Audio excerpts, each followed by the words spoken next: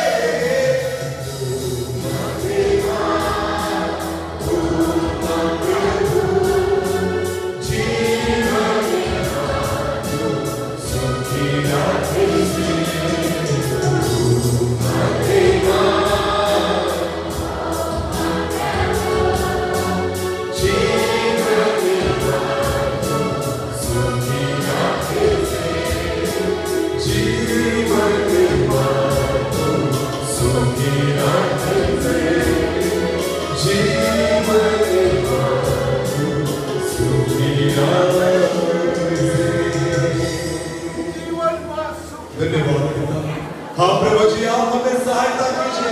हाँ पिता, हम निर्बल हैं, हम दुर्बल हैं प्रभु, हमारे जीवन में बहुत सारी गलतियां हैं, पर हम आपसे सहायता मांगते हैं प्रभु जी कि आप हमें संभाले रखें, आपके हाथों में सुरक्षित रखें प्रभु जी। ये अंत के दिनों में हम खुद को आपके हाथों में सौंप देते हैं।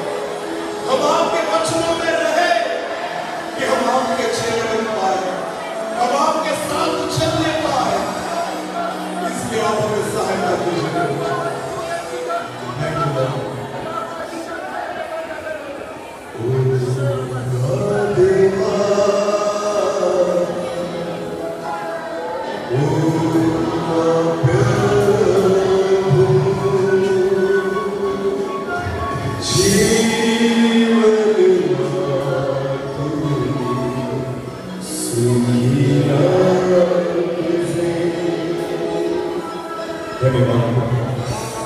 जिन बच्चों के द्वारा आपने हमसे बात की है, केवल सुनने वाले नहीं, पर वचन के अनुसार चलने वाले हम बने। जिस बीज को यहाँ पर बोया गया है, 30 गुना, 60 गुना और 100 गुना फलना है, ऐसा हमें कीजिए प्रभु। सारा आदर और सारी महिमा और सारा जलाल आपको देते हुए प्रार्थना परमेश्वर से आपके सामर्थ्य और जीवन नाम से मांगते हैं। आमीन, आमीन।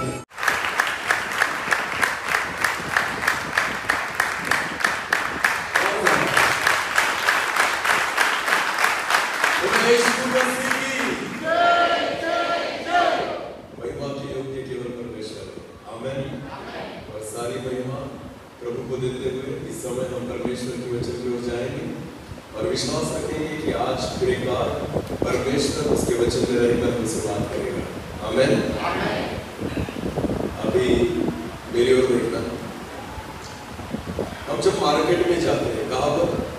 मार्केट में, तो जो भी चीजें हम खरीद कर लाते हैं, तो हम कौन सी चीज खरीदते हैं पता है? जिसकी हमें जरूरत है। अगर आपको भिंडी अच्छी लगती है तो ही आप मार्केट से क्या करेंगे? बोलो क्या करेंगे? खरीदेंगे, बराबर है।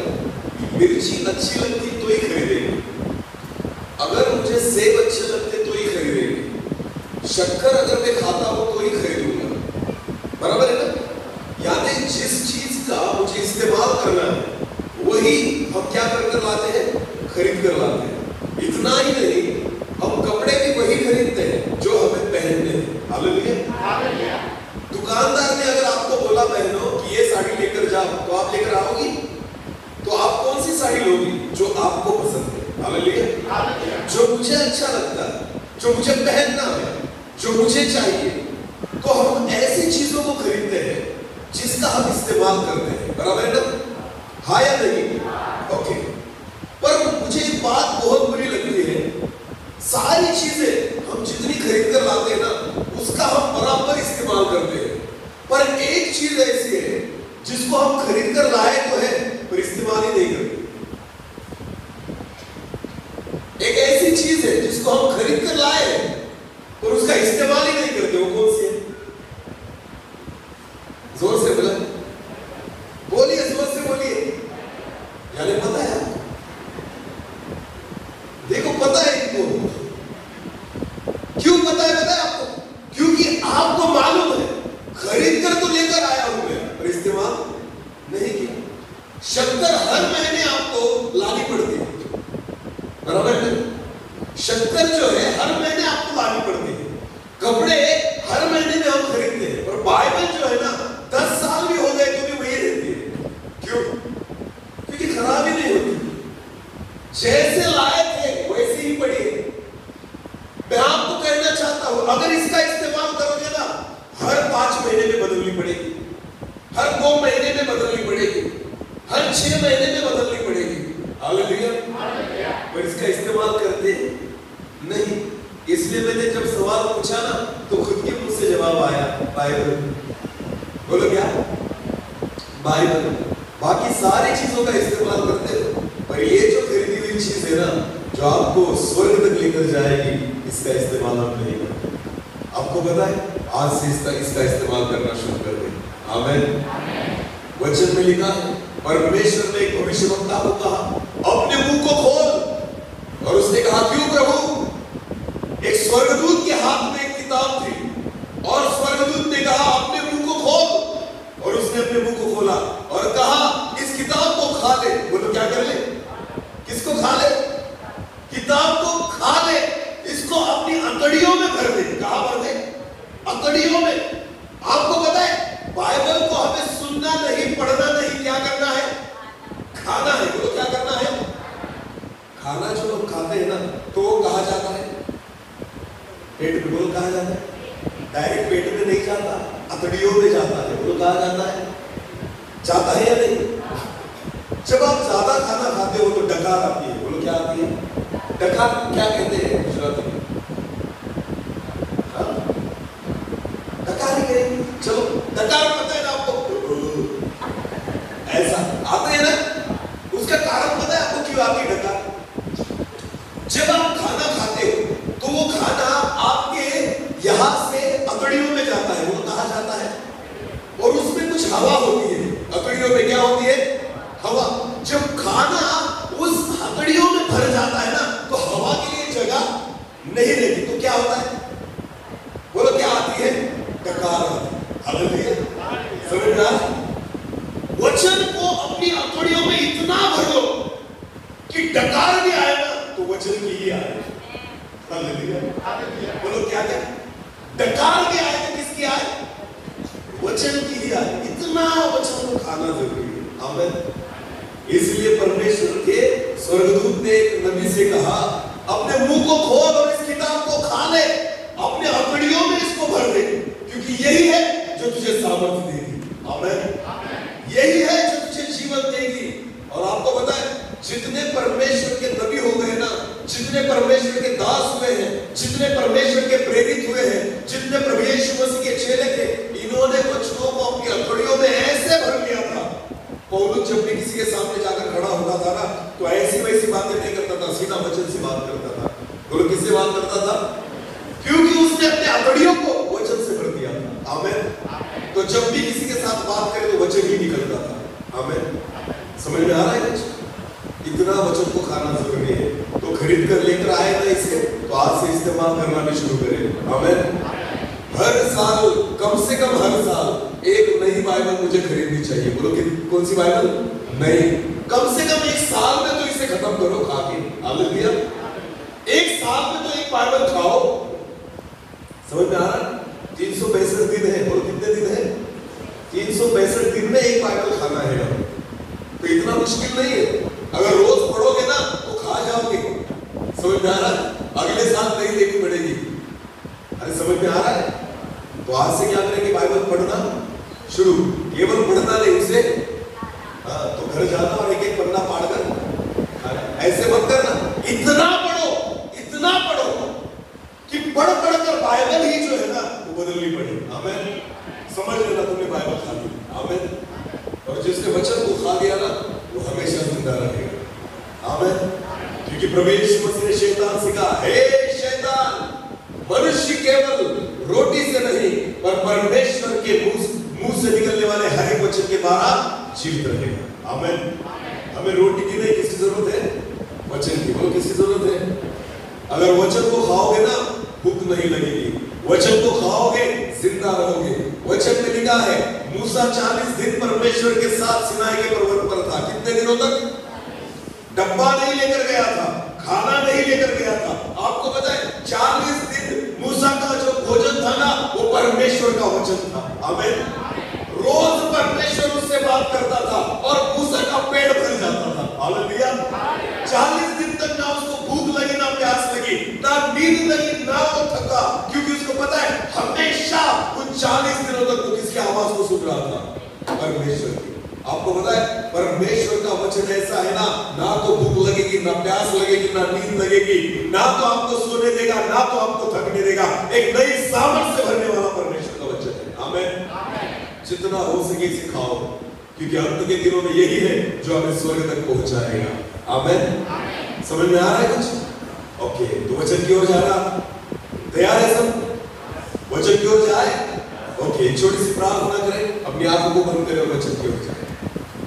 धन्यवाद प्रभु जी, आज फिर एक बार हम अपने हृदय को खोल दें। हम आपकी आवाज को सुनना चाहते हैं, आप हमसे बात कीजिए। आज हमारे हृदय को आपके वचनों से भर दीजिए पिता, हम आपके वचन को समझ पाए, इसलिए हमारी समझ को आप खोल दीजिए प्रभु जी। पवित्र आत्मा के द्वारा उन गहरी बातों को समझने के लिए आप हमें सहायता कीजिए प्रभु जी। मैं आपका दास आपके चरणों के पास उनको झुकाता हूं प्रभु। केवल आवाज मेरी हो, शब्द आपके हो खुदा। आप बोले हम सुने, ऐसा होने दीजिए प्रभु। मैं प्रार्थना करता हूं आपकी इच्छा पूरी होने पाए प्रभु यीशु मसीह, आपकी महिमा होने पाए, ऐसा होने दीजिए। सारा आदर और महिमा जलाल आप को देते हुए प्रार्थना प्रभु यीशु मसीह आपके सामर्थ्य और जनित नाम से मांगते हैं, आमीन। चलो आए एक वचन को हम निकालें। यूहन्ना रचित सुसमाचार उसका 8 अध्याय, यूहन्ना रचित सुसमाचार उसका 8 अध्याय और वचन 31 से लेकर आगे पढ़ने वाले हैं। यूहन्ना उसका 8 अध्याय और वचन 31 से लेकर आगे। तब यीशु ने उन यहूदियों से जिन्होंने उस पर विश्वास किया था कहा, बाइबल में ऐसा लिखा है, प्रभु यीशु मसीह ने उन यहूदियों से जिन्होंने यीशु पर क्या किया था, विश्वास किया था। हम सब ने यीशु मसीह पर क्या रखा है, विश्वास। विश्वासियों के लिए परमेश्वर का वचन है। ये वचन केवल चेलों के लिए नहीं था, पर सारे विश्वासियों के लिए था जिन्होंने यीशु मसीह पर विश्वास किया। तो ये वचन हमें भी लागू होता है, क्योंकि हम भी यीशु मसीह पर विश्वास रखते हैं। तो ऐसे सुने जैसे प्रभु हमसे बात करता है, आमीन। तो फिर एक बार पढ़ना इसी वचन को। तब यीशु ने उन यहूदियों से जिन्होंने उस पर विश्वास किया था, जिन्होंने यीशु मसीह पर विश्वास किया था, कहा, यदि तुम मेरे वचन में बने रहोगे, यदि तुम मेरे वचन में बने रहोगे, तो सचमुच मेरे चेले ठहरोगे, तो सचमुच मेरे चेले ठहरोगे। हालेलुया। ध्यान देकर सुने, चेले ठहरोगे अगर तुम मेरे वचन में बने रहोगे। अभी सचमुच कहा है, वहां पर क्या कहा है, सचमुच मेरे चेले ठहरोगे। अभी आपको मैं एक बात बताना चाहता हूं, यीशु मसीह के कितने चेले थे बताइए? 12। वो कितने थे? 12। उन 12 चेलों को, उन 12 लोगों को, पतरस, याकूब, यूहन्ना, अंद्रियास जो भी थे, इन 12 लोगों को आप चेले क्यों कहते हैं? उनको चेले क्यों कहते हैं? चेले का मतलब क्या होता है? पतरस क्यों चेला था? याकूब क्यों चेला था? यूहन्ना क्यों चेला था? इनको चेला क्यों कहा जाता है? क्योंकि घर बार छोड़कर हमेशा किसके साथ रहते थे? बोलो, किसके साथ रहते थे? ऐसे बहुत सारे लोग थे जो आकर मिल गए। एक उदाहरण के तौर पर मैं आपको बताना चाहता हूं, जक्कई ने भी प्रभु यीशु मसीह पर विश्वास किया ना, पर क्या उसे चेला कहा गया है? नहीं। समझ में आ रहा है कुछ? निकोदेमस ने भी उस पर विश्वास किया, पर क्या उसको चेला कहा गया है? नहीं। पतरस को चेला कहा गया, याकूब को चेला कहा गया, यूहन्ना को चेला कहा गया। चेले वो थे जो हमेशा किसके साथ रहते थे? यीशु। तो बाइबल कहती है, यीशु मसीह कहता है विश्वासियों से कि अगर तुम मेरे वचन में बने रहोगे ना, सचमुच मेरे क्या ठहरोगे? चेले। ये जो 12 लोग थे ना, जो यीशु के साथ घूमते थे, साथ घूमते थे, इसके वजह से चेले कहलाते थे। पर यीशु को पता था मैं हमेशा इनके साथ रहने वाला नहीं, क्योंकि यीशु मसीह की सेवा केवल 3.5 साल की थी। बोलो, कितने साल की थी? यीशु को पता था मैं पतरस, याकूब, यूहन्ना, इन सारों को छोड़कर 3.5 साल के बाद मेरी सेवा पूरी कर कर मैं जगत को छोड़कर कहां जाने वाला हूं?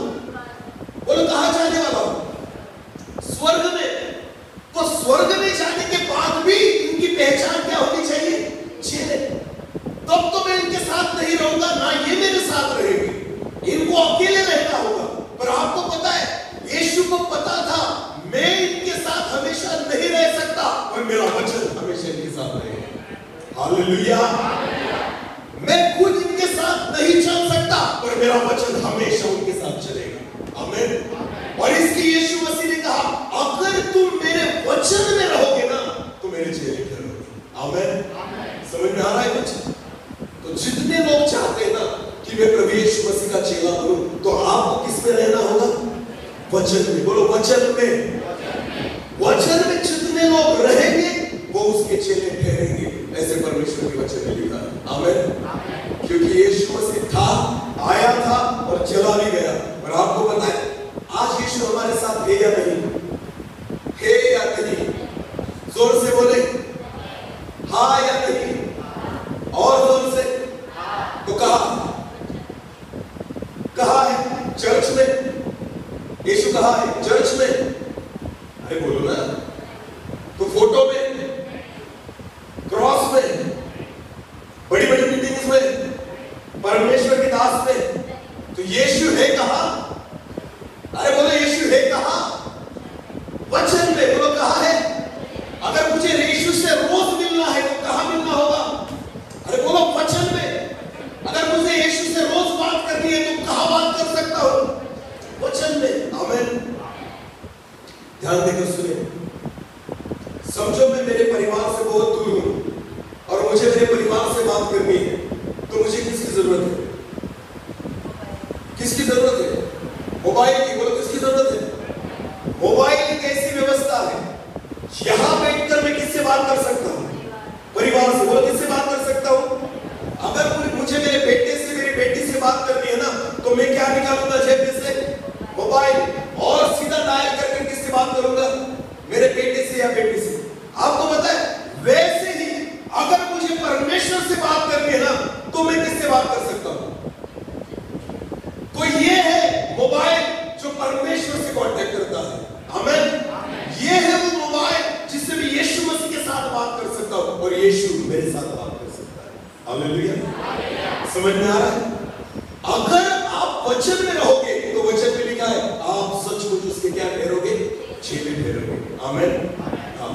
फिर एक बार उस वचन को पढ़े और उसके बाद आगे जाएंगे। तब यीशु ने उन यहूदियों से जिन्होंने उस पर विश्वास किया था कहा, यदि तुम मेरे वचन में बने रहोगे तो सचमुच मेरे चेले ठहरोगे। हालेलुया। ध्यान देकर सुने। यीशु मसीह के साथ रहना और उसके वचन में रहना। आपको पता है पतरस, याकूब, यूहन्ना, ये सारे लोग यीशु मसीह के साथ चलते थे, रहते थे और वो चेले कहलाने लगे। उसका एक कारण भी था। पतरस जो था, पतरस जब प्रभु यीशु मसीह को पकड़ा गया तो पतरस ने यीशु मसीह का कितनी बार इनकार किया? कितनी बार? 3 बार। ध्यान देकर सुने। एक वचन को पढ़े। चलो मत्ती रचित सुसमाचार उसका 26 अध्याय। मत्ती रचित सुसमाचार उसका 26 अध्याय 69 से लेकर आगे 69 ऑनवर्ड्स।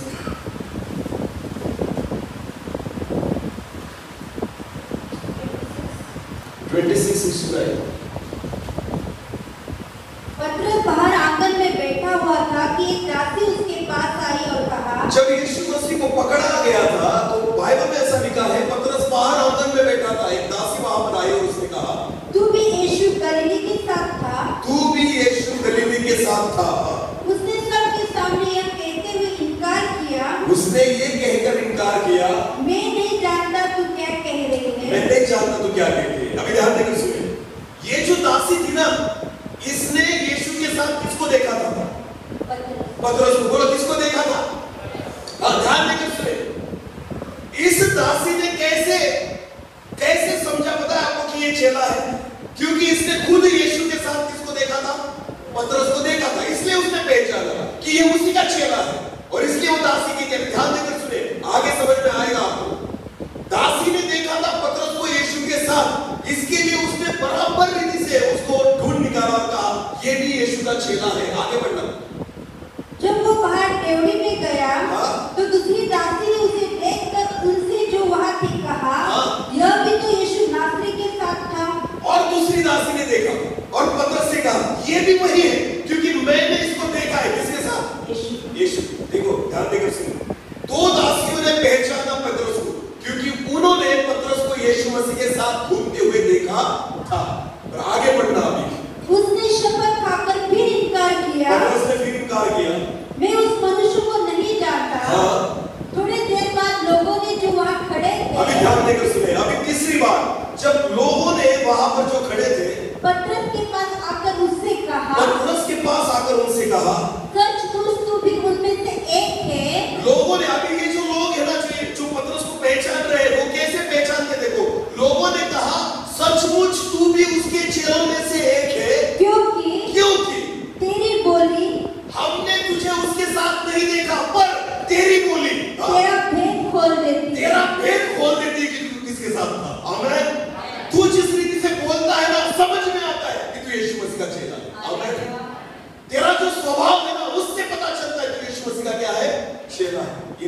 नहीं था यीशु मसीह के साथ पतरस को, पर उसकी बोली से पहचान लिया, उसके मुंह से निकलने वाले बातों से पहचान लिया कि हाँ तो यीशु मसीह का कौन है? चेला। हालेलुया। पतरस 3.5 साल यीशु मसीह के साथ रहा ना, वचन सुन सुनकर यीशु की बातें सुन सुनकर खुद भी उसकी बोली यीशु मसीह के समान हो गई। आमीन। इसलिए खुद को छुपाना तो चाहता था पर छुपा नहीं पाया। आपको पता है यीशु मसीह उसके साथ नहीं था, फिर भी लोगों ने पहचान लिया यही चेला है। आमीन। क्योंकि उसके जीवन में क्या था? वचन। बोलो क्या था? यीशु के सुने हुए शब्द, यीशु का वचन उसके साथ था, इसलिए फिर भी लोग नहीं पहचानते थे ना, फिर भी उन्होंने पहचान लिया ये यीशु का चेला ही है। हालेलुया। क्योंकि तेरी बोली तेरा भेद आमीन। वचन अगर हमारे जीवन में रहा ना तो सचमुच लोग पहचानेंगे कि तुम यीशु मसीह के क्या हो? चेले हो। अभी ध्यान देकर सुनिए, अभी उस वचन को अगला पढ़ेंगे। यूहन्ना 8:31 फिर एक बार पढ़ना और 32। यीशु ने उन यहूदियों से जिन्होंने उस पर विश्वास किया था कहा, यदि तुम मेरे वचन में बने रहोगे तो सचमुच मेरे चेले ठहरोगे। तो सचमुच मेरे चेले ठहरोगे। अभी 32 वचन को ध्यान से पढ़ेगा।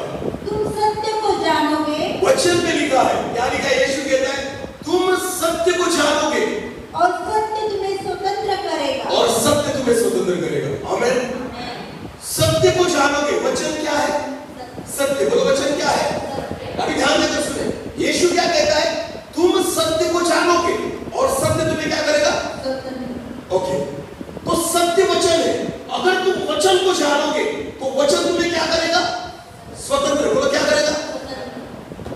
तो मुझे एक बात बताइए, जो वचन है ना, जो सत्य है ना, वह सत्य हमें किसके बारे में बताएगा?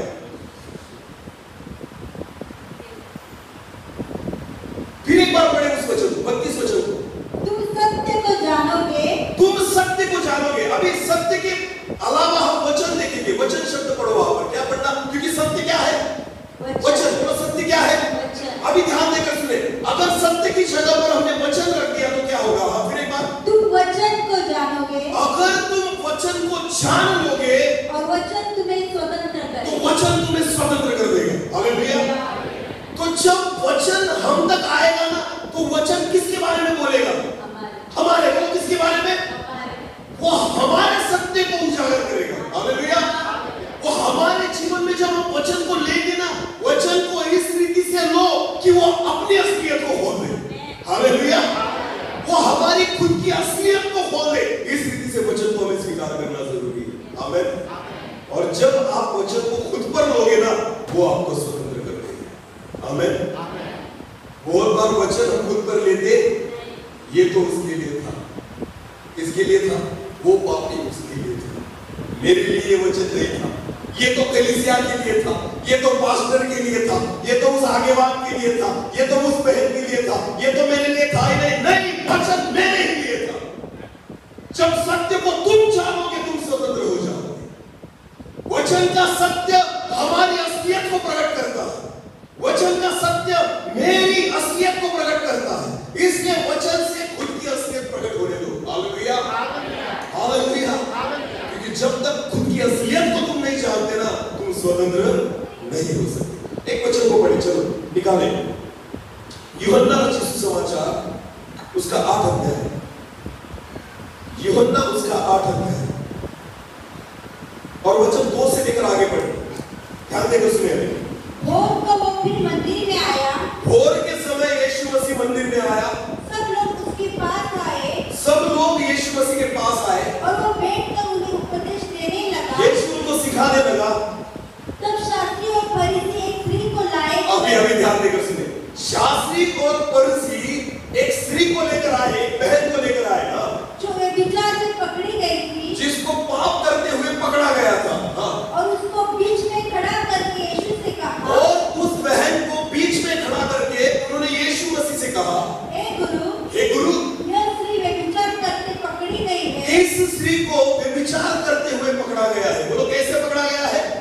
व्यभिचार करते हुए पकड़ा गया है। आगे, व्यवस्था में मूसा ने हमें आज्ञा दी है कि एक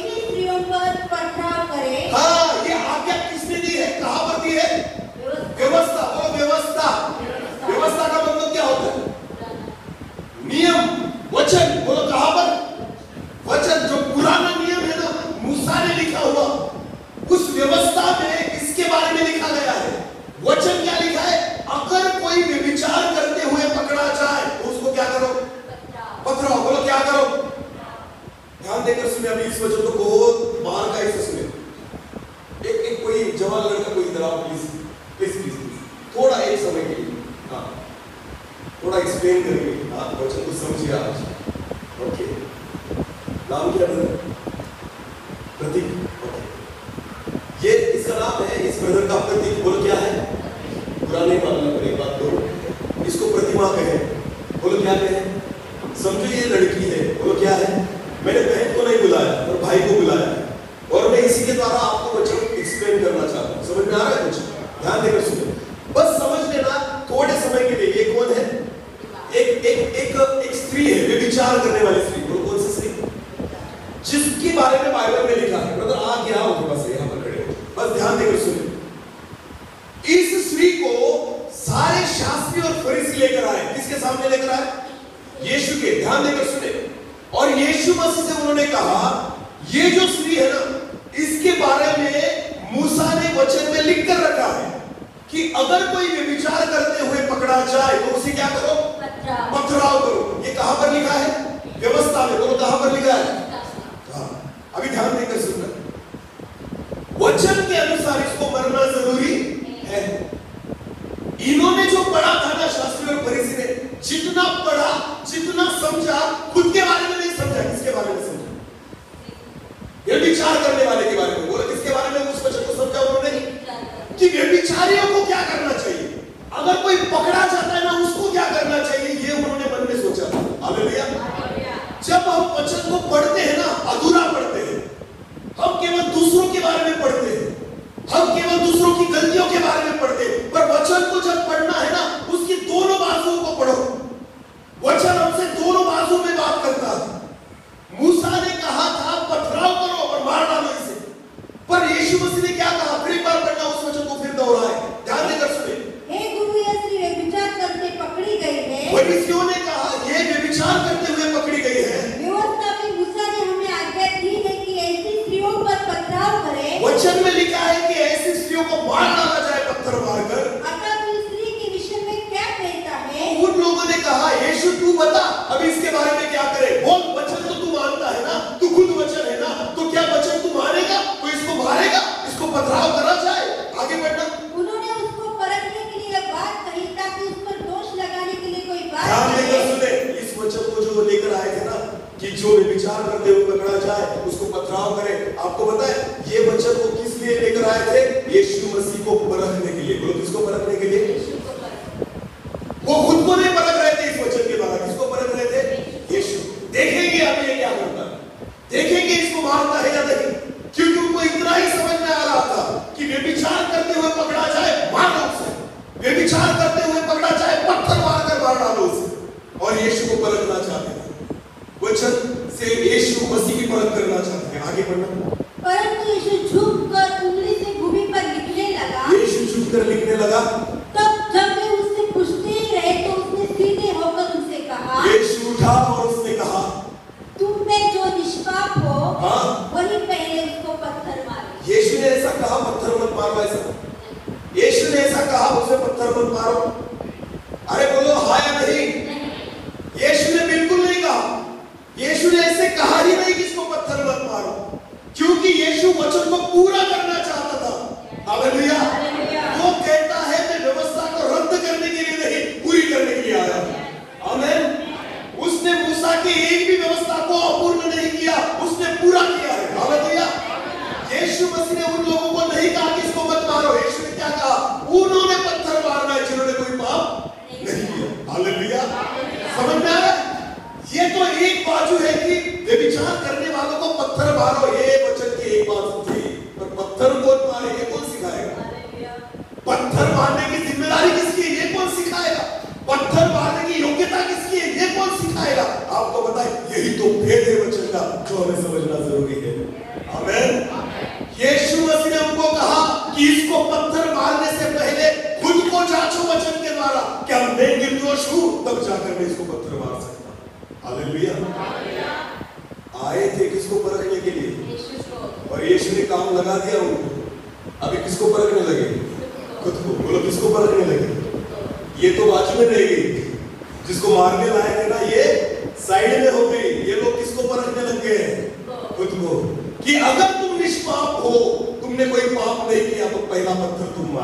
हालेलुया। तो सारे लोगों ने मन में विचार किया, अरे ये ऐसा है, तो वचन उनको ही परखने लग गया। Hallelujah, thank you so much. वचन उनको ही परखने लग गया। हालेलुया, समझ में आ रहा है? अभी जो पढ़ा उस वचन को फिर पढ़े। तुम सत्य को जानोगे। अभी जो पढ़ा, जब वे उससे पूछते रहे तो उसने सीधे होकर उनसे कहा, यीशु ने उनसे कहा, तुम में जो निष्पाप हो, तुम में जो निष्पाप हो, वही पहले उसको पत्थर, वही पहला पत्थर उसको मारे। हालेलुया। आगे आगे क्या हुआ? और फिर झुककर भूमि पर उंगली से लिखने लगा, और उनके चेहरे के ऊपर देखा भी नहीं, और उनको कहा भी सोचो इसके बारे में, क्या करूं? काम लगा दिया, होमवर्क दे दिया उनको। हालेलुया। अभी इस वचन के बारे में सोचो, अगर तुम में कोई निष्पाप होगा ना तो पहला पत्थर तुमने मारना है। हालेलुया। और नीचे झुककर लिखने लगा। आगे पढ़ो। परंतु वे यह सुनकर बड़ों से लेकर छोटों तक एक एक करके निकल गए। निकल गए। क्यों निकल गए? अरे बोलो, क्यों निकल गए? क्योंकि उनको पता चल गया हम में से कोई भी निष्पाप नहीं है। तो वचन ने किसको परखा? यीशु को या उनको? या व्यभिचारी स्त्री को? किसको परखा वचन ने? जो पथराव करना चाहते थे ना, जो वचन पढ़कर आए थे ना, जो वचन के द्वारा दोष लगा रहे थे ना, उन्हीं को वचन ने परख लिया। हालेलुया। निष्पाप तो तुम भी नहीं। समझ में आ रहा है? पवित्र तो तुम भी नहीं हो, तो तुम दूसरों को दोष नहीं लगा सकते। समझ में आ रहा है? ये वचन की दूसरी बात है जो हमें परखती है। आमीन। हाँ, वचनों को कभी भी पढ़ना है ना तो खुद की असलियत को सामने लेकर आओ वचन के साथ। हालेलुया। हाँ, ये है वचन जो हमें परखता है। ये है वचन जो हमारी असलियत को खोल देता है। हालेलुया। जब इन लोगों की असलियत खुल गई ना तो ये सारे लोग निकल गए, एक भी नहीं बचा, केवल एक बचा था। कौन? बोलो, कौन बचा था? निष्पाप कौन था वहां पर? जिसने पाप ही नहीं किया वो कौन था वहां पर? तो पत्थर कौन मार सकता था? मारा यीशु ने पत्थर। हालेलुया। एक ही तो निष्पाप था उस जगह पर, वो था प्रभु यीशु मसीह। सारे चले गए, वचन ने उनको परख लिया। आपको पता है, निष्पाप केवल यीशु मसीह था। वो न्याय कर सकता था पर किया। वो पिता होकर, परमेश्वर होकर, परमेश्वर का पुत्र होकर न्याय नहीं करता, और हम एक दूसरे का न्याय करते हैं वचन के द्वारा। ये पाप में पड़ेगा, ये तो नरक में जाएगा, इसका तो ऐसा होगा, ये तो कभी सुधरेगा नहीं। वचन दूसरों को परखने के लिए नहीं, वचन खुद को परखने के लिए। हालेलुया। वचन के द्वारा दूसरों पर दोष न लगाए, वचन खुद पर इस्तेमाल करें। आमीन। खुद की असलियत को बाहर निकाल कर लेकर आए। हमें एहसास होना चाहिए कि मेरे जीवन में कौन सा पाप है, वो पाप दिखाने के लिए वचन है। जब तुम सत्य को जानोगे, सत्य तुम्हें स्वतंत्र कर देगा। आमीन। इन सारे यहूदी लोगों को, इन फरीसी लोगों को सत्य ने उनकी असलियत को खोल दिया और स्वतंत्र हो गए। आमीन। स्वतंत्र हो गए, चले गए। एक ने भी पत्थर नहीं मारा। व्यवस्था को पूरा करना चाहते थे, नहीं, व्यवस्था ऐसे पूरी नहीं होती, व्यवस्था दोनों तरफ से पूरी होती है। हालेलुया। निष्पाप हो गए तो पत्थर मारो, तब जाकर व्यवस्था पूरी होती है। और इसलिए यीशु मसीह ने कहा, पत्थर मारो उसे, पर किसने मारना है?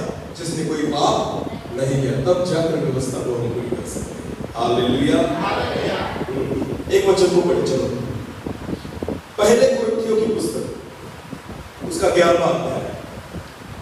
पहले कुरिन्थियों उसका 11वां अध्याय और वचन 31 को पढ़े, 31। यदि हम अपने आप को जांचते, हाँ, वचन में क्या लिखा है?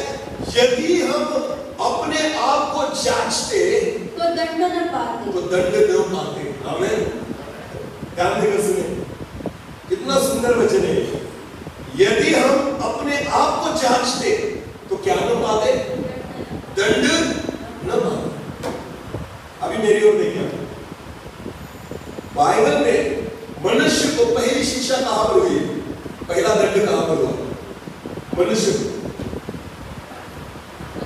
बाइबल में मनुष्य को पहली शिक्षा, पहला दंड कहां पर हुआ? हाँ बोलिए। एदेन की वाटिका में। किसको? आदम और हव्वा। वचन क्या पढ़ा? फिर एक बार पढ़ना। यदि हम अपने आप को जांचते, वचन में लिखा है, पौलुस कहता है, यदि हम मनुष्य अपने आप को जांचता ना तो दंड न पाता। तो दंड नहीं पाता। हालेलुया। अगर आदम और हव्वा अपने आप को जांचते फिर भी दंड नहीं पाते। कैसे? ओके, फल किसने खाया था? फल किसने खाया था? और तुमने नहीं खाया। भाइयों को अगर पूछा जाए फल किसने खाया था? हव्वा ने। और आदम ने नहीं खाया। इसलिए वचन कहता है अगर हम अपने आप को जांचते तो दंड। आदम को पूछा जाए तो कहता है हवा ने खाया था। और तूने क्या किया? उसने आधा खाया था, आधा किसने खाया? अगर तुम अपने आप को जांचते तो दंड न पाते। हमने खुद को जांचा ही नहीं, हम तो हवा पर दोष लगाते हैं। हालेलुया। ध्यान देकर सुने, आदम और हव्वा का यही प्रॉब्लम था, उन्होंने खुद को नहीं जांचा, इसलिए दंड पाया। एक वचन को पढ़े, जब उन्होंने फल को खा लिया तब क्या हुआ? उत्पत्ति की पुस्तक उसका 3 अध्याय, उत्पत्ति की पुस्तक उसका 3 अध्याय, ध्यान देकर सुनिए अभी। और वचन 8 से लेकर आगे बढ़े, 8 से लेकर। तब यहोवा परमेश्वर जो दिन के ठंडे समय वाटिका में फिरता था। देखो देखो देखो, ध्यान देकर सुनिए। आदम और हव्वा ने फल खा लिया था। बोलो क्या कर लिया था? खा लिया था। अभी उनको मिलने कौन आया? परमेश्वर। बोलो कौन आया? परमेश्वर। अभी ध्यान देकर सुने, बहुत अच्छी स्टोरी है। आप वचन जो हमने पढ़ा कुरिन्थियों में क्या पढ़ा? यदि हम खुद को जांचते तो दंड न पाते। ये आदम से शुरू है। हालेलुया।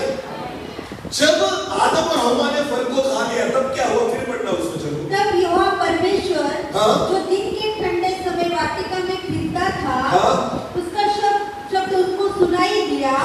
तब आदम और उसकी पत्नी वाटिका के वृक्षों के बीच यहोवा परमेश्वर से छिप गए। छिप गए, दोनों छिप गए, क्योंकि उनको पता था क्या खाया है? फल। जो खाने के लिए नहीं बोला था वो खा लिया है, वो छिप गए। आगे बढ़ो। तब यहोवा परमेश्वर ने पुकार कर आदम से पूछा, तू कहाँ है? तू कहाँ है बेटा आदम? मैं तुझे मिलने के लिए आया हूँ, तू कहाँ है? परमेश्वर उसको पुकारता है, क्योंकि हर वक्त हर रोज परमेश्वर उससे मिलने आता था ना, तो आदम परमेश्वर की आवाज को सुनकर आज सामने आ जाता था। हालेलुया। पर आज आदम छुप गया है। बोलो क्या कर लिया? खुद को छिपा लिया, चाहता नहीं परमेश्वर के सामने, छिपा लिया है। और इसलिए खुदा कहता है, हे आदम तू कहाँ है? आगे बढ़ो। उसने कहा, मैं तेरा शब्द बारीकी सुनकर डर गया। हे प्रभु मैं डर गया। अरे पहले खुश होता था शब्द सुनकर, अब क्या हो गया? अरे बोलो, जब हम पाप नहीं करते ना, वचन सुनकर खुश हो जाते हैं। समझ में आना?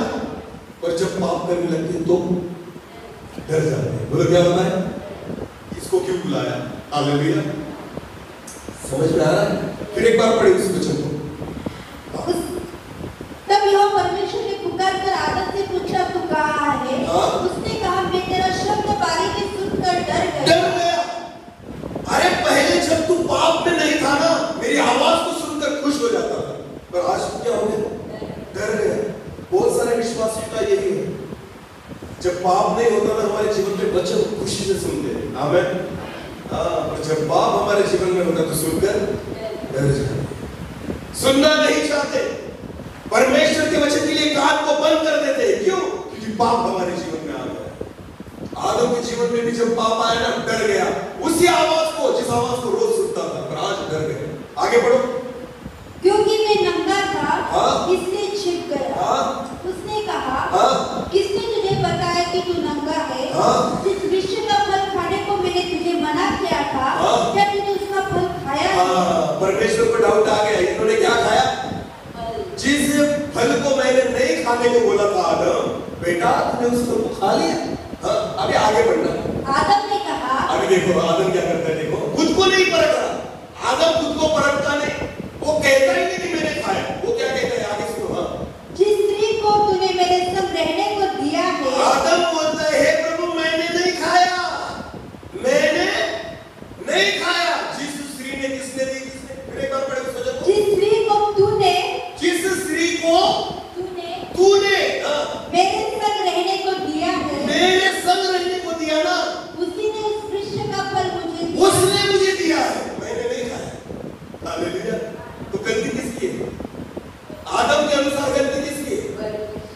स्त्री की नहीं,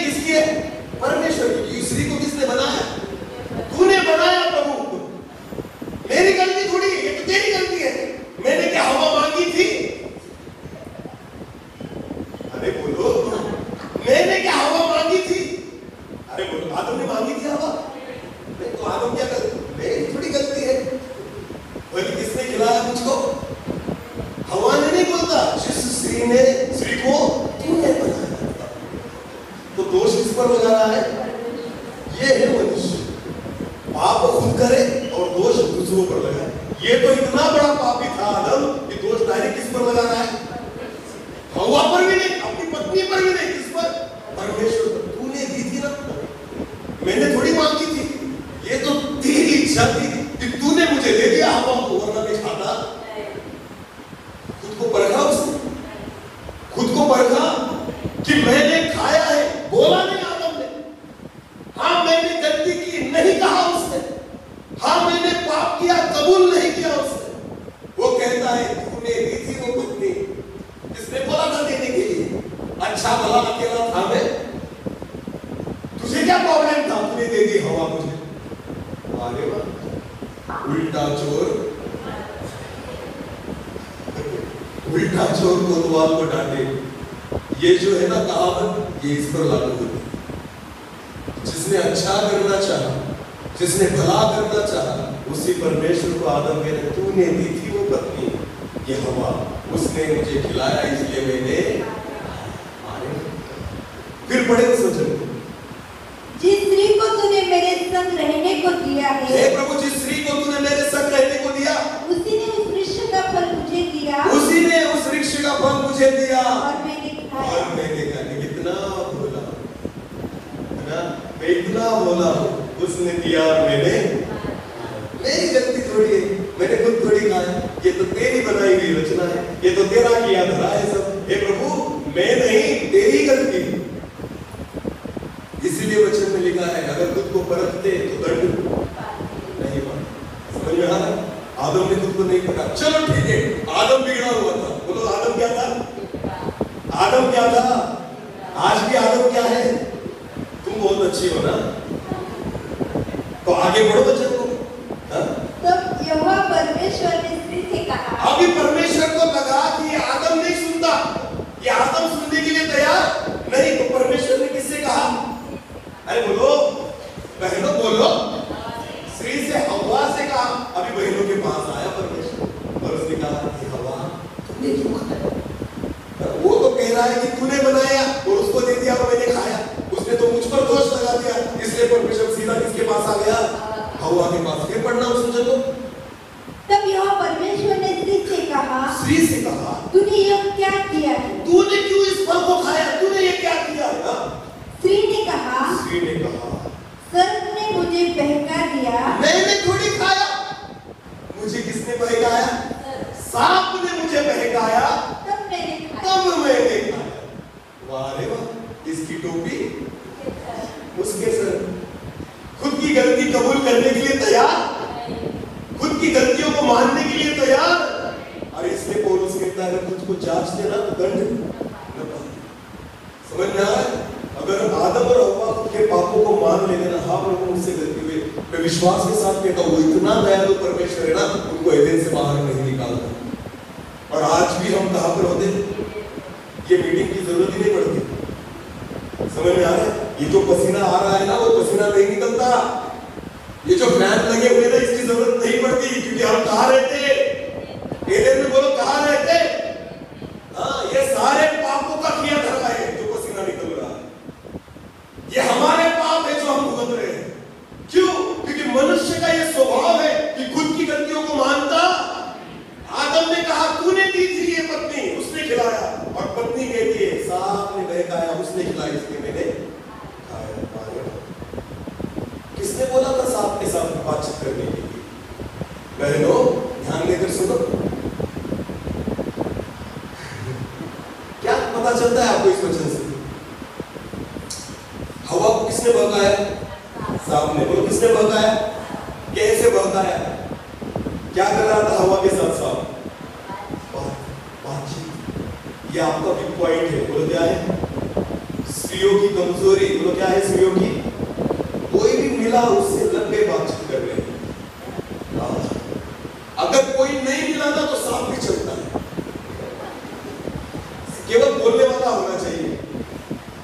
वो जो एदेन की वाटिका में था ना सांप, वो क्या करता था? बोलता था। तो हवा ने सोचा ठीक है आदम नहीं ना तो ये भी चलेगा, इसके साथ गप्पे करूंगी। तो किसके साथ बातचीत चल रही थी? सांप बात करने वाली चीज है, पर स्त्री ने की। समझ में आ रहा है?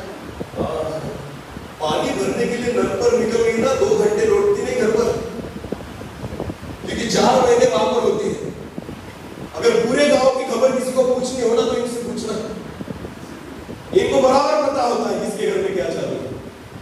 बातचीत इतनी करती है, जरूरी नहीं फिर भी करती है। समझ में आ रहा है? दुकानदार के पास जाएगी ना साड़ी देखने के लिए, तो उसकी भी पूरी कुंडली निकाल देती है। भैया कहाँ के हो, कहाँ पर रहते हो, कितने बच्चे हैं, शादी हो गई इनकी? अरे यार साड़ी लो, जाओ घर, उसकी कुंडली क्यों निकालते हो? बस में अगर बैठ गए 2 महीने अगर साथ में होगी ना, तो उनको समझ में नहीं आता कि कैसे 2 महीने निकल गए। बेचारा भाई जो होता है ना, कान में हेडफोन लगाएगा, मोबाइल में कुछ देखेगा, फिर भी टाइम जाता नहीं। और 2 महीने अगर साथ में बैठ गई ना, तो 2 घंटे उनके लिए 2 मिनट के समान है। दोनों सारे रिश्तेदारों की पोल खोल देते हैं वहां पर।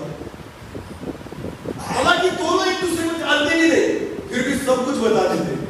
आप जो पता है, अब मेरे भी रिश्तेदार है इस गांव में, कुछ भी संबंध नहीं करा। ये जो बातचीत करना है ना, बंद कर दो, क्योंकि इसी की वजह से हवा फंसी थी। जितनी जरूरत है ना, उतना ही बोला करो। समझ में आ रहा है? सांप के चीज से बात करनी, फिर भी हवा ने किससे बात की? सांप से। परमेश्वर ने हमें मुंह कितना दिया है? 1 या 2, और कान कितने दिए? तो इसका मतलब क्या होता है? ज्यादा किसका यूज होना चाहिए? काम किसका करते? ये 2 इसलिए दिए है ना, सुनना ज्यादा, हालेलुया, और मुंह केवल, और उसके उपयोग अनेक है, बोलना भी है, खाना भी है, पीना भी है उससे। समझ में आ रहा है ना? इसमें से केवल क्या करना है? यहाँ से खाया जाता है, पानी पिया जाता है, इसका एक ही उपयोग है। क्या करो दोनों कानों से? परमेश्वर को लगता है ज्यादा सुनने वाले बने। आमीन।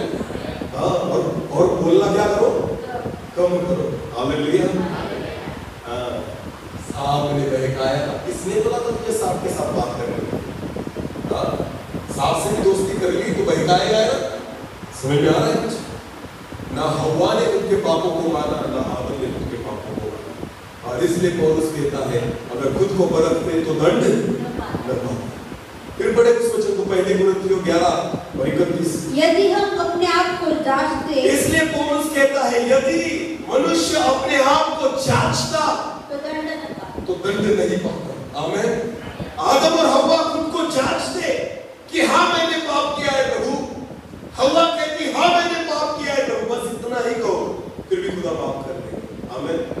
पर हम खुद को जांचते नहीं। वचन के द्वारा किसको जांचना है? खुद को। बोलो किसको? जब आप खुद को जांचोगे ना, वही आपको स्वतंत्र कर देगा। आमीन। वही आपको माफ कर देगा, वही आपको छुटकारा दे देगा। हालेलुया। और इसलिए वचन कहता है, अगर यदि हम खुद को जांचते तो दंड न पाते। समझ में आया सबको? हालेलुया। यीशु मसीह की ये मनुष्य का स्वभाव है कि अपनी गलतियां दूसरों पर थोपना, अपनी गलतियां दूसरों पर थोपना। मैं दारू क्यों पीता हूं? क्योंकि बीवी जो है मुझसे बहुत लड़ती है, घर में बहुत टेंशन है, दूसरी चीजों पर अपने पापों को थोप देना। तुझे अच्छा लगता है दारू पीना, टेंशन की वजह से नहीं पीता तू, तुझे अच्छा लगता है पीना, इस वजह से पीता। पर अपने पापों को दूसरी चीजों पर डाल देना। हम खुद को नहीं परखते। जब तक आप खुद को नहीं परखेंगे ना, आप स्वतंत्र नहीं हो सकते। वचन के द्वारा अपने पापों को परखो, जांचो उसे कि हाँ प्रभु मैं गलती करता हूं, मुझ में ये सारी गलतियां हैं। जब मान लोगे ना, स्वतंत्र हो जाओगे। हालेलुया। हाँ, एक वचन को पढ़े, ध्यान देकर सुने, अभी मेरी ओर देखना जरा। पिछले दिनों में मैं एक मीटिंग में था, मेरे ख्याल से 1 महीना हो गया होगा। 2 दिन की ओपन मीटिंग थी। आपके एरिया में होती होगी ना क्रूसेड वगैरह, बड़ी मीटिंग होती है ना? संजीवन सभा के बारे में कभी सुना है नाम आपने? संजीवन सभा नाम सुना है ना? ऐसा संजीवन सभा इधर भी होती है ऐसी संजीवन सभा। मुझे नहीं पता, ये मराठी नाम होगी संजीवन। तो हमारे जैसे यहाँ पर आत्मिक जागृति सभा होती है, बराबर है ना? ओके। तो हमारे एरिया में एक सभा थी, मुझे बुलाया गया था वक्ता के तौर पर। तो उस सभा का टाइटल था संजीवन सभा। मतलब क्या था? संजीवन सभा। ध्यान देकर सुने। सारे विश्वासी लोगों ने, बहुत बड़ी भीड़ थी वहां, और उन्होंने बहुत बड़ा बैनर बनाया था ऐसा, मेरा फोटो लगाया था, और वहां पर लिखा था संजीवन सभा। हालेलुया। आपको पता है संजीवन का मतलब क्या होता है? पता है आपको? मैं आपको बताता हूं, ध्यान देकर सुनिए। संजीवन का मतलब होता है एक व्यक्ति जो पहले जिंदा था और मर गया, क्या हो गया? जब मरे हुओं को फिर जिंदा करना है ना, उसे क्या कहा जाता है? संजीवन। बोलो उसे क्या कहा जाता है? समझ में आया? ओके। संजीवन का मतलब है कोई मरा है, पहले जिंदा था, अब क्या हो गया? मर गया है। अभी उसको फिर क्या करना है? जिंदा करना है। उसके लिए जो मीटिंग रखी गई है वो क्या है? संजीवन सभा। समझ में आया? ओके। तो विश्वासियों ने रख तो दी थी संजीवन सभा। तो मैंने जब मीटिंग की शुरुआत की तो उनको पूछा कितने लोग मरे हुए हैं, बताइए मुझे। पहला ही प्रश्न मैंने उनको वही पूछा, पहले दिन, पहली कॉन्वेंस सिस्टम। क्या पूछा उनको? कितने लोगों को लगता है कि मैं मरा हुआ हूं? क्या लगता है आपको? कितने लोगों ने हाथ ऊपर किया हो? कितने? एक ने भी। तो मैंने उनसे पूछा पत्थरों को संदेश सुनाओ फिर। जिंदा किसको करना है फिर? संजीवन सभा का मतलब होता है जो आत्मिक जीवन में मर चुके हैं उनको क्या करना है? इन 2 दिनों में उनको क्या करना है? जिंदा। यहां पर बैठे हुए लोगों को लगता ही नहीं कि मैं मरा हुआ हूं, तो जिंदा किसको करूं? तो जिंदा किसको करूं? परमेश्वर किसको जिंदा करेगा? जब तक हम खुद को नहीं परखते कि सच में मैं जिंदा हूं या नहीं। समझ में आ रहा है कुछ? सभा तो कर देते हैं। अभी आत्मिक जागृति सभा होती है ना, यहां पर होती है ना। अगर ऐसा सवाल पूछा गया कितने लोगों को आवश्यकता है आत्मिक रीति से जागरूक होने की, एक भी हाथ नहीं खड़ा करेगा, क्योंकि उनको लगेगा हम तो सब आत्मिक है, इसलिए कोई जागरूक नहीं हो पाता, इसलिए कोई संजीवित नहीं हो पाता, इसलिए किसी का जन्म नहीं हो पाता। क्यों? क्योंकि हम खुद को परखते, खुद को जांचते नहीं। मीटिंग्स तो रख देते हैं, आत्मिक जागृति सभा, संजीवन सभा, बड़े बड़े टाइटल। आगे पर प्रभु करेगा किसको जिंदा? पहले तुमको पता तो चलना चाहिए कि मैं मरा हुआ हूं, पहले एहसास तो होना चाहिए कि मेरा आत्मिक जीवन मरा हुआ है, तब जाकर खुदा तुमसे बात कर सकता है। मुझे मेरी पहचान होना जरूरी है कि मेरी आत्मिक परिस्थिति क्या है। अगर हमें यही नहीं पता ना, तो परमेश्वर कुछ नहीं कर सकता। समझ में आ रहा है? बोले यीशु मसीह की डॉक्टर के पास गए तो आया नहीं। जब पेशेंट को डॉक्टर लिटाता है वहां पर और उसके सामने आकर खड़ा होता है, कोई डॉक्टर है यहाँ पर? वरना मारेगा मुझे। ध्यान देकर सुने। पेशेंट को जब डॉक्टर लिटा देता है तब डॉक्टर उसके पास जाकर खड़ा हो जाता है और ऐसा करता है क्या? आंखें बंद कर कर, तुम्हारे पेट में दर्द है, बराबर? हाँ, तुम्हें उल्टी होती है, बराबर? और सोचता और हाँ तुम्हें ऐसी तकलीफ है, ऐसा करता है डॉक्टर। तो क्या करता? डॉक्टर किससे पूछेगा? अरे बोलो ना। वो हेडफोन लगाता है ना कान में, डॉक्टर लगाता है कि नहीं? हेडफोन लगाने के बाद अपने पेट पर, छाती पर ऐसा कुछ रखता है, बराबर है ना? अंदर से आवाज आती है क्या? पेट दुखता है, छाती में तकलीफ है, ऐसा अंदर से आवाज आती है। क्या लगता है आपको? डॉक्टर हेडफोन में वही सुनता है कि एसिडिटी बढ़ी है, किडनी में सुझावा है, ऐसा कुछ होता है, अंदर से आवाज आती है डॉक्टर को। फिर डॉक्टर किसको पूछता है? किसको? क्या पूछेगा डॉक्टर? खाना चाहता है? तो हम बोले नहीं। पेट दुखता है? हाँ। उल्टी जैसा होता है? हाँ। सारे सवाल किसको पूछेगा?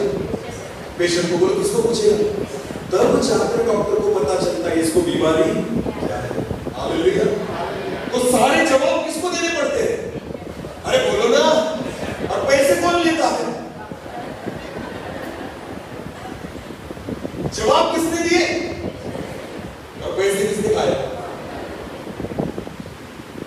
हमें लगता है डॉक्टर ने, अरे उसने तो तुम्हें पूछा था क्या होता है तुम्हें। हालेलुया। वो सारी चीजें पूछने के बाद अंदाजा लगाता है। तो क्या लगाता है? हाँ, ये तकलीफ होनी चाहिए। हालेलुया। पूछा किससे? जब आप अच्छी रीति से उत्तर दोगे, जवाब दोगे खुद के शरीर के बारे में, तब जाकर वो आपको इलाज करता। वैसे हमारे आत्मिक जीवन में अगर प्रभु को जागृति करनी है ना, तो खुदा हमसे ही सवाल पूछेगा। आमीन। हमारे ही पापों को दिखाएगा, हमारी ही गलतियों को दिखाएगा, और जब आप मानोगे संजीवित हो जाओगे, मानोगे जागृति आ जाएगी। आमीन। और वचन हमें मानना जरूरी है। हालेलुया। गलतियों को स्वीकार करना जरूरी है, पापों का अंगीकार करना जरूरी है, तब जाकर परमेश्वर हमारे जीवन में काम कर सकता है। आमीन। इसलिए वचन के द्वारा परमेश्वर हमें जांचता है। लोग किसको जांचता है? हमें जांचता है। समझ में आ रहा है कुछ? हाँ। बहुत सारे लोग वचनों के द्वारा दूसरों की गलतियां निकालते हैं। नहीं नहीं नहीं बाबा, वचन दूसरों की गलतियां निकालने के लिए नहीं है, इसकी गलतियां निकालने के लिए है। बोलो बोलो बोलो, किसकी? खुद की। हालेलुया। ये आईना है। बोलो ये क्या है? मराठी में से आरसा। बोलो क्या? और गुजराती में क्या कहें? इतना कठिन शब्द है। यार आईना ही अच्छा है। ध्यान देकर सुनिए, ये आईना है। बोलो क्या है? इसका दो प्रकार से उपयोग होता है। एक कि मैं खुद को देख पाऊं। बोलो किसको देख पाऊं? और दूसरा कि दूसरे के चेहरे को दिखाऊं। तो देख, फायदा कब होगा? जब इसमें दूसरा कोई चेहरा देखेगा तब, या जब मैं खुद का चेहरा देखूंगा। अरे बोलो ना, अगर इस आईने को मैंने इस बहन की ओर किया और इसका चेहरा दिख रहा और पाउडर में खुद के चेहरे पर लगा रहा, तो क्या लगता है? मेकअप अच्छा हो गया, बिगड़ जाएगा? क्योंकि इसका मुंह किसकी तरफ होना चाहिए? अरे बोलो ना, मेरी तरफ, क्योंकि मेकअप किसका चल रहा है? अरे बोलो। जिन बहनों की शादी हुई है नई नई, ब्यूटिशियंस के पास जाती है ना, ब्यूटी पार्लर में, मेकअप कौन करती है? ब्यूटिशियन। जो ब्यूटी पार्लर वाली होती है वो आपके चेहरे का क्या करती है? और आपको किसके सामने बिठाती है? क्यों? क्योंकि आपको भी समझ में आए आपके चेहरे के साथ क्या हो रहा है। समझ में आ रहा है? मुझे भी तो पता चलना चाहिए मेरे साथ क्या हो रहा है, वरना कुछ भी खुद बना कर रख दी तो। समझ में आ रहा है कुछ? इसलिए आईने के सामने आपको बिठाया जाता है। भले सजाने वाला दूसरा है, पर फिर भी आईने के सामने आपकी शक्ल होनी जरूरी है। आमीन। बाइबल भी आईना है। बोलो क्या है बाइबल? अगर आपको खुद को सजाना है ना, तो इसके सामने आ जाए। आमीन। ये हमारी गलतियों को दिखाने लग जाता है। हालेलुया। हमारे जीवन में जो भी गलतियां है ना, उसमें दिखने लग जाती है। और फिर क्या करना है आपको? खुद को मेकअप करना है, जो गलतियां है इसको निकाल के फेंक देना है। आमीन। जितना आप बाइबल के सामने रहोगे उतना सुंदर दिखने लग जाओगे। हालेलुया। हालेलुया। बिना बाइबल का मेकअप जो है ना, भूत लगोगी आप, क्योंकि आपको पता ही नहीं चलेगा लिपस्टिक कहाँ लगाई। इसीलिए बाइबल सामने रखकर खुद को सजाए। आमीन। वचन के अनुसार खुद को सजाए, तब जाकर परमेश्वर की नजर में आप सुंदर दिखोगी। आमीन। ये है वचन, खुद को परखे। हालेलुया। और इसलिए पौलुस कहता है कुरिन्थियों 11:31 में, अगर हम खुद को जांचते तो दंड न पाते। आमीन। एक वचन को पढ़े, लूका रचित सुसमाचार उसका 23 अध्याय। बस अभी कुछ देर में हम बंद करेंगे, मुझे भी बहुत दूर जाना है। आपका क्या है? यही पर जाना है आपको। लूका उसका 23 अध्याय और वचन 39। जो कुकर्मी वहां लटकाए गए थे। अभी ध्यान देकर सुने, यीशु मसीह को लटकाया गया था, दोनों अगल बगल में 2 चोर लटकाए गए थे। उनमें से एक ने उसकी निंदा करके कहा, एक चोर ने यीशु की निंदा करके कहा, क्या तू मसीह नहीं? अगर तू मसीह है तो फिर अपने आप को और हमें बचा। तू एक काम कर, अपने आप को भी बचा और हमें भी बचा। हालेलुया। ध्यान देकर सुने, ये पहला जो चोर है ना, ये किसको परख रहा है? यीशु को। किसको परख रहा है? यीशु को।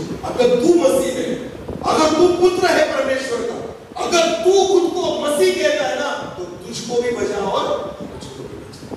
समझ में आ रहा है? ये पहला चोर यीशु मसीह की तरफ कर रहा है।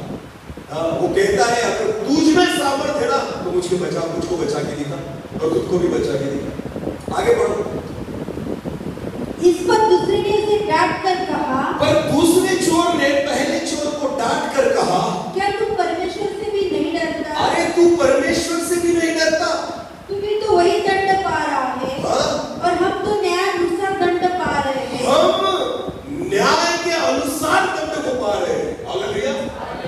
आगे आगे।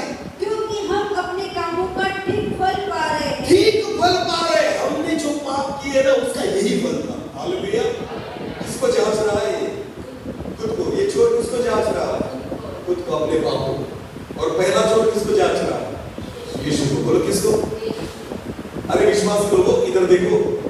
बहुत बार परमेश्वर पर दोष लगाते हैं, मैं इतनी प्रार्थना करता हूं फिर भी प्रभु सुनता।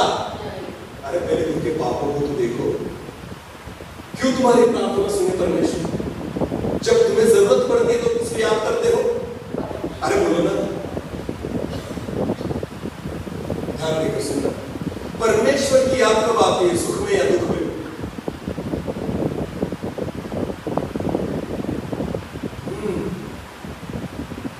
हम परमेश्वर को कब याद करते हैं? सुख में या दुख में? जोर से बोले, और जोर से, और जोर से, और जोर से। सत्य को तुम जानोगे और सत्य तुम्हें। परमेश्वर को हम कब याद करते हैं? दुख में। बराबर है ना? ओके। तो परमेश्वर तुम्हें सुख में रखेगा या दुख में?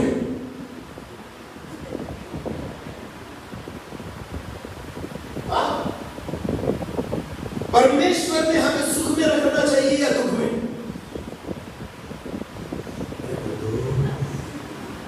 याद कब करते हो? दुख में। बोलो याद कब करते हो? अपने मुंह से बोलते हो दुख में याद करते हो, तो खुदा कहता है दुख में कम से कम क्या करेगा? सुख में रहा तो याद करता। अपने मुंह से तो बोलता है कि सुख में याद नहीं करते प्रभु, तो प्रभु कहता है दुख में ही मर, दुख में ही पड़ा रहे। कम से कम चर्च में तो आए। समझ में आ रहा है? बहुत सारे विश्वासी जो चर्च में आते हैं ना, दुख के कारण ही आते हैं। अगर इनको चंगाई मिल गई ना तो अगले रविवार दिखेंगे नहीं। तो खुदा क्या करता है? इस रविवार इनका पैर दुखेगा। क्या दुखेगा? तो पैर को लेकर आएंगे गांव में चर्च। अरे बोलो ना, चर्च में पैर अच्छा हो गया तो कहेंगे अभी हफ्ता भर काम करूंगा और रविवार के दिन सब बेचने के लिए जाऊंगा। फिर शनिवार आता है, प्रभु पेट में दुखना लेकर आता है। क्या दुखने लग जाता है? पेट। तो फिर इनका पेट दुखने लग, फिर उनको याद आता है कौन? कहाँ जाना होगा? अरे बोलो कहाँ जाना होगा? तो फिर ये चर्च में आते हैं, हे प्रभु मुझे क्या कर चलना। आ गए दुख के कारण फिर चर्च, फिर पेट अच्छा हो जाता है, फिर निकल जाते हैं अपने कामों में। सोमवार से लेकर शनिवार तक परमेश्वर की याद नहीं आती, क्योंकि चंगे हो गए ना। फिर परमेश्वर को पता है अरे कल रविवार है, अभी सिर दुखना जरूरी। तो प्रभु तुम्हें सिर में दुख हो, थोड़ा सिर दुखने लग जाता है। क्या दुखने लग जाता है? कि तुम्हें फिर किसकी याद आए? अरे बोलो। कुछ ना कुछ तो होता है, इसलिए आते हो चर्च में। अगर पूरी रीति से आशीर्वाद और चंगाई देती ना तो परमेश्वर को देखोगे भी नहीं। मुर्गी अंडा नहीं देती, आ गए चर्च में। भैंस दूध नहीं देती, आ गए चर्च में। बकरी का पेट फूट गया, आ गए चर्च में। कोई भी कारण लगता है हमें कहाँ आने के लिए। अगर सारी आशीष अगर परमेश्वर ने दे दी ना तो पहले आप परमेश्वर को भूलोगे। इसलिए परमेश्वर है ना कुछ रख कर छोड़ता है। समझ में आ रहा है कुछ? और परमेश्वर को दोष लगाते विश्वासी, इतनी प्रार्थना करता हूं फिर भी चंगाई देता नहीं। प्रभु कहता पहले खुद के पापों को देख। ये पहला चोर कहता है अगर तू मसीह है ना तो मुझे भी बचा और खुद को भी बचा। अरे तू तेरे पापों के कारण मर रहा है, क्यों बचाने को बोलता? दूसरा चोर कहता है अरे हम तो खुद के पापों की सजा भुगत रहे हैं। यीशु मसीह से उसने कहा हे प्रभु जब तू तेरी महिमा में आए मुझ पापी की सुधि ले। आमीन। यीशु मसीह ने उससे क्या कहा? आज ही मेरे साथ तू कहां होगा? बोलो कहां होगा? सुखलोक में। आपको पता है इसने खुद के पापों को जांच लिया और सीधा स्वर्ग में चला गया। आमीन। इसने प्रभु यीशु मसीह की परीक्षा देखनी चाहिए पर नरक में चला गया। अगर आप परमेश्वर की परीक्षा देखोगे ना खुद को बचा पाओगे ना दूसरों को। पर अगर आप खुद को परखने लगोगे, अगर खुद को जांचने लगोगे, खुद की गलतियों को मानने लगोगे ना तो आप खुद का भी उद्धार प्राप्त करोगे और स्वर्ग के राज्य को भी प्राप्त करोगे। आमीन। दूसरे चोर ने अपनी गलतियों को स्वीकार कर लिया, मान लिया और यीशु मसीह को कहा, हे प्रभु यहाँ मत बचा, पर जब तू तेरी महिमा में आएगा ना कुछ पापी की सुन लेना। आमीन। यीशु मसीह ने कहा आज ही मेरे साथ तू कहाँ होगा? स्वर्गलोक, सुखलोक में। आमीन। यीशु मसीह के साथ पहला सुखलोक में जाने वाला व्यक्ति पतरस नहीं था, याकूब नहीं था, यूहन्ना नहीं था, उसके 12 चेलों में से कोई नहीं था। यीशु के साथ पहला सुखलोक में जाने वाला एक चोर था जो कभी उसके साथ घुमा नहीं। बस अंत के समय में उसने खुद को परखा। हालेलुया।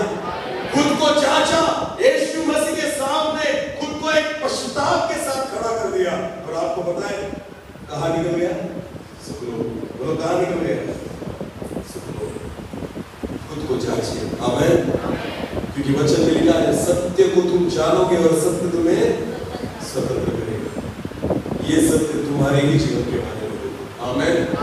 वचन तुम्हारे ही जीवन के बारे में होता है जो हमें स्वतंत्र कर देता है। हालेलुया। उस सत्य को जानना जरूरी है जो हमारे जीवन के बारे में है। हालेलुया। जब आप वचन को इस रीति से सुनोगे और मानोगे ना तो विश्वास के साथ कहता हूं वो सत्य आपको स्वतंत्र कर देगा। आमीन। आज के बाद वचनों को खुद के लिए पढ़े। बोलो किसके लिए पढ़े? खुद के लिए। बोलो किसके लिए? मैं रोज बाइबल पढ़ता पर कभी भी प्रचार करने के लिए नहीं पढ़ता। किसके लिए नहीं पढ़ता? कि चलो लोगों को प्रचार करना है इसलिए नहीं, बाइबल में मेरे लिए पढ़ता हूं। हालेलुया। क्योंकि इसकी जरूरत किसके लिए है? मेरे लिए। जब प्रचार करना होता है ना तो खुदा वचन देता है। आमीन। जो मैंने पढ़ा है ना उसी में से देगा जो जरूरत है। हालेलुया। और रोज मैं बाइबल इसलिए पढ़ता हूं प्रचार करने के लिए नहीं, प्रभु मुझसे बात कर, मेरी गलतियां मुझको दिखा, क्योंकि ये रोटी मेरे लिए है। हालेलुया। जब मैं खाऊंगा तब तुम्हें खिला सकता हूं। आमीन।